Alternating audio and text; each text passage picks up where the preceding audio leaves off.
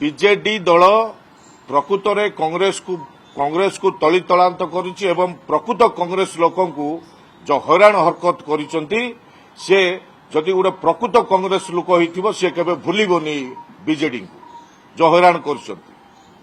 ଯାହାଦ୍ୱାରା ମୋତେ ମୋ ବିବେକ କହିଲା ଯେ ବିଜେଡି ଦ୍ୱାରା ଯେଉଁ ହଇରାଣ ହରକତ ହୋଇଥିଲି ମୁଁ ତା ପାଇଁ ମୁଁ ବିଜେଡି ସମର୍ଥିତ ପାର୍ଟିକୁ ଭୋଟ ଦେବାର ପ୍ରଶ୍ନ ଉଠୁନି। ମୁଁ ମୋର ପ୍ରତିଶୋଧ ନେବି। ଯେବେ 2016ରେ ମୋତେ ଆରେଷ୍ଟ କଲେ ବିଭିନ୍ନ ପ୍ରକାର ମକଦ୍ଦମାରେ ମୋତେ ଯୋଡ଼ିଲେ କୌଣସି ଏଙ୍ଗେଲରେ ଛାଡ଼ି ନାହାନ୍ତି ଏବଂ ବିଭିନ୍ନ ପ୍ରକାର କାରଣ ଦର୍ଶାଇକି ବିଭିନ୍ନ ଏଙ୍ଗେଲର ଯେଉଁ କେସ୍ ଗୁଡ଼ିକ ମୋତେ ଦେବା ସହିତ ମୋର 80-85 ବର୍ଷର ବୁଢ଼ା ବାପାଙ୍କୁ ମଧ୍ୟ କେସ୍ ଦେଇଥିଲେ 30ଟି କେସ୍। ସେ ଯେତେବେଳେ ବର୍ଷେ ଜେଲ୍ ରହିଲେ ମୋତେ ଯେଉଁ ବିଭିନ୍ନ ସମୟରେ ଅନେକ କେସ୍ ଲଗାଯାଉଥିଲା ମୋତେ ଛତ୍ରପୁର ଜେଲ୍ରୁ ବ୍ରହ୍ମପୁର କୋର୍ଟକୁ ନିଆଯାଉଥିଲା ଏବଂ ମୋତେ ବ୍ରହ୍ମପୁର କୋର୍ଟରୁ ବ୍ରହ୍ମପୁର ଜେଲ୍କୁ ନେଇକି ମୋତେ ଏଣ୍ଟ୍ରି କରାଯାଉଥିଲା। ସେହି ସମୟରେ ମୋ ବାପା ମୋତେ ଜୁହାର କରି କହିଥିଲେ ବାପା ମୋତେ ଭିତରୁ କେମିତି ବାହାର କରିଦେ ମୁଁ ମରିଯିବି। ତ ମୁଁ ମୋ ମା ବାପାର ସ୍ୱାଭିମାନ ଉପରେ ଆଞ୍ଚ ଆସିଲା ଭଳି କୌଣସି କାମ କରିବାର ନାହିଁ ଏବଂ ମୋ ମା ବାପାର ସ୍ୱାଭିମାନ ସମ୍ମାନକୁ ରକ୍ଷା କରି ମୁଁ ଭୋଟ ଦେଲିନି କି ଦେବାର ବି ପ୍ରଶ୍ନ ଉଠୁନଥିଲା।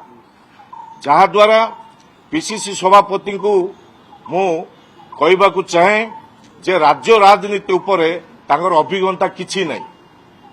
କହିବାର କାରଣ ଯେ ସିଏ ଯେତେ ଏମ୍ପି ହେଇକି ଦିଲ୍ଲୀରେ ରହିଲେ ଏଆଇସିସିର ରାଜନୀତି ଭିତରେ ବିଭିନ୍ନ ରାଜ୍ୟକୁ ଯାଇକି ପ୍ରଭାରୀ ହେଇଛନ୍ତି। ସେହି ରାଜ୍ୟରେ ସଂଗଠନ କ'ଣ କରୁଛନ୍ତି ଆଉ ସେହି ରାଜ୍ୟରେ କ'ଣ କରିକି ସିଏ ଆଉଥରେ ଏଆଇସିସିକୁ ଆସିଛନ୍ତି ତା କାରଣ ଆପଣମାନେ ଜାଣିଥିବେ। ତା ସହିତ ଯେଉଁ କୌଶଳ ରାଜ୍ୟ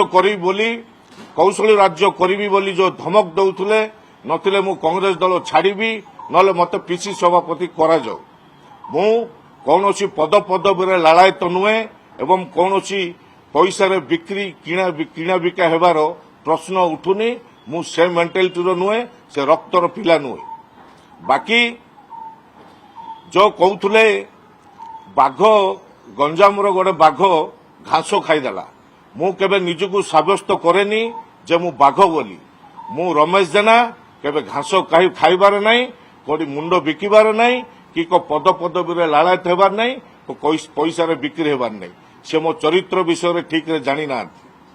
ତା ସହିତ ବାକି ଯେଉଁ ବିଭିନ୍ନ ପ୍ରକାର ସମାଲୋଚନା ଆସୁଛି ଆଲୋଚନା ଆସୁଛି ବିଭିନ୍ନ ଲୋକ ବିଭିନ୍ନ କମେଣ୍ଟସ୍ ଦେଉଛନ୍ତି ମୋ ବିଷୟରେ ଅଧିକାଂଶ ଲୋକ ପ୍ରକୃତ କଥା ଜାଣିନାହାନ୍ତି।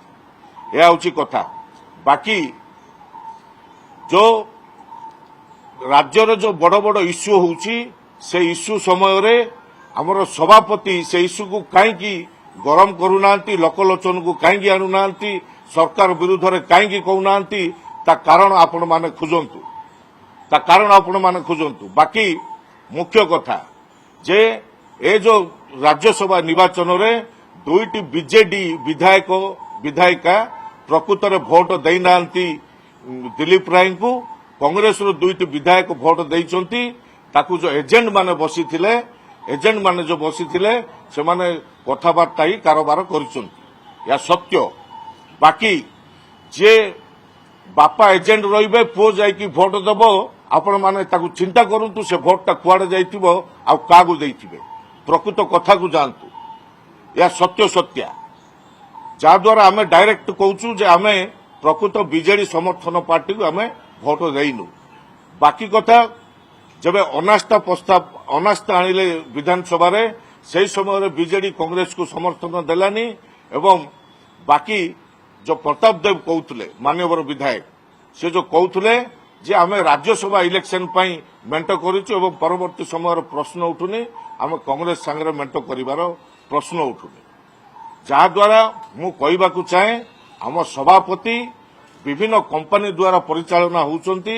ଆ ସହିତ ଭିଡିଓ ଫଟୋ କାଢ଼ିକି ଏଆଇସିସିକୁ ପଠାଇବେ ଏବଂ ସେଠି ନାଁ ନେବେ, ବାକି ରାଜ୍ୟର କଂଗ୍ରେସକୁ ଡୁବେଇ ଦେବେ। ଏମିତି ଅନେକ ଲୋକ ଆପଣମାନେ କଳାହାଣ୍ଡି ଜିଲ୍ଲାକୁ ଯାଆନ୍ତୁ, ଅନେକ ଲୋକ କଂଗ୍ରେସ ଦଳ ଛାଡ଼ିକି ଅନ୍ୟ ଦଳକୁ ଚାଲି ଯାଇଛନ୍ତି ପିସିସି ସଭାପତିଙ୍କ ଦ୍ୱାରା ତାଙ୍କ ଜିଲ୍ଲାର ଲୋକ। ଯେ गोटे सभापति हेला परे समस्तଙ୍କୁ ନେଇକି ଆଲୋଚନା କରିବା କଥା ସମସ୍ତଙ୍କର ମତ ନେଇ କାର୍ଯ୍ୟ କରିବା କଥା କିନ୍ତୁ ସେଇ ଜିନିଷ କେବେ ହେଲେ କୌଣସି ସଭା ସମିତି ହଉ ଏବଂ କୌଣସି ନିର୍ବାଚନ ଲଢ଼ିବାର ହଉ ସେ ସମୟରେ କେବେ କାହାର ମତ ନିଅନ୍ତି ନାହିଁ ସେ ନିଜକୁ ନିଜେ ଭାବନ୍ତି ମୁଁ ଗୋଟେ ହିଟଲର ମୋ କଥାର ସବୁ ଚାଲିବାର ଅଛି ମୋ ଚିନ୍ତାଧାରା ସବୁ ରହିବାର ଅଛି ଯେ ଏଇ ଯୋଉ ଭାବନା ରହିଛି ସେ ଭାବନାରେ ମୁଁ ରାଜି ନାହିଁ ସନ୍ତୁଷ୍ଟ ନାହିଁ ଏବଂ ତାଙ୍କର କଥାରେ କଥା ମୁଁ ଶୁଣିବାର ନାହିଁ ଏହା ହେଉଛି କଥା ବାକି ଆପଣମାନେ ଚିନ୍ତା କରନ୍ତୁ ଯେବେ ନୂଆପଡ଼ା ଇଲେକ୍ସନ ହେଲା 2024 ସାଧାରଣ ନିର୍ବାଚନର କଥା ଟିକେ ମନେ ପକାନ୍ତୁ 2000 ସାଧାରଣ ନିର୍ବାଚନରେ ଘାସିରାମ ମାଝୀକୁ ସ୍ୱାଧୀନ ଭାବେ କିଏ ଠିଆ କରାଇଥିଲା ତାକୁ ଫାଇନାନ୍ସ କିଏ କରିଥିଲା ଯାହାଦ୍ୱାରା ସପ୍ତ ପଟ୍ଟନାୟକ ହାରୁ ବଦନାମ ହଉ आर कारण किसी खोजा जाऊनी बाकी जो नुआपड़ा इलेक्शन बाई इलेक्शन है से समय घासीराम माझी को